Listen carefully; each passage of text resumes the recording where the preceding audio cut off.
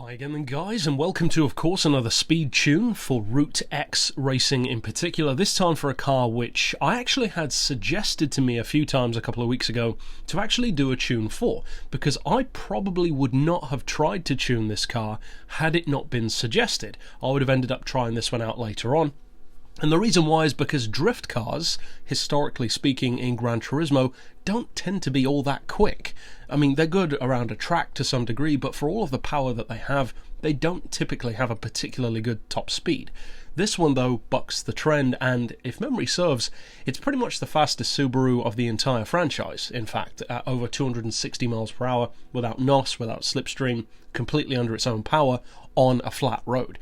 So that's pretty impressive. Now, as far as the upgrades go, of course you want to drop the weight as much as you can, increase the power as much as you can. As far as the traction control, I would recommend having it off, but of course that's down to you, depends on your skill level, your experience. As far as the tyres, we've got super softs for maximum grip. As far as suspension, I'd recommend having the ride height on 80mm, front and back. The frequency as high as possible on the springs, with the lowest anti-roll, the lowest compression, and rebound on the dampers. I do have neutral camber and tow, which might surprise you given how tail happy this car usually is, but with this tune it's actually not tail happy at all anymore, especially at those kind of speeds. If though you do find that you want it to be that much more stable, then by all means take that up to like 1 degree of camber, for instance, maybe a little bit higher if you want to. Just readjust it according to your needs, basically.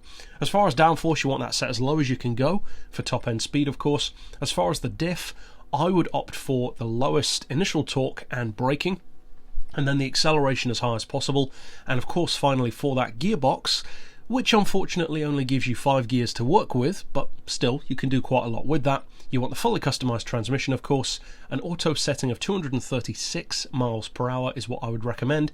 Then for the individual gears, 2850, 1.6, 1.1, 0.8 and 0.6, with a final drive of 3.2. Now I will say, if you are taking this into lobbies where you're going to be exceeding, say, 300 miles per hour against Vision GTs and Nismos and Enzos, then you might want to drop the final drive a little bit more, just so that you can keep up. Because I haven't actually tested this one in a race as far as slipstream goes, so I'm not sure how high it can go. I should think at least 295 in slipstream, probably a bit more, but again, if you need it to do even more than that, then just drop it to like 3.1 or even 3. But that will slow down the top speed on its own, so you won't be able to maintain 261 under its own power, in other words. So that's it for the tune, but now of course what you want to see is how it performs when it's actually out on the track.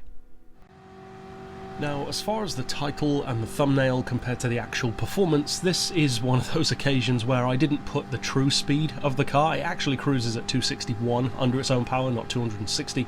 But as I've said before, I don't really like putting that in the thumbnail. It looks untidy, but that is the fact. It can do over 260 under its own power, which is actually very good for a car that is not designed for top end speed, that also has quite a bit of downforce working against it as well for this sort of thing. But I will say I'm impressed by its performance. The top speed is very good for a drift car, and the handling is surprisingly stable, especially in comparison to how slippery this car usually is. So if you're interested in driving what is now, as far as memory serves, the fastest Subaru we've ever had in Gran Turismo, then by all means give it a try. It's a very good car. Of course, Group X doesn't matter too much on Route X. It's kind of ideal for the track, so if you do decide to use it, you can definitely be very competitive. I'm not going to guarantee you'll win every race, of course, because it's not the fastest thing out there, but it's certainly fast enough to keep up, and it's more of the novelty choice. So I will definitely be using this online because people don't expect this kind of car to show up, and it's a pretty cool one to go with. So if you want to check out all of my other speed tunes, as well as a ton of others for drag, drift and circuit racing as well, click here on screen. And for now, as always, thanks for watching.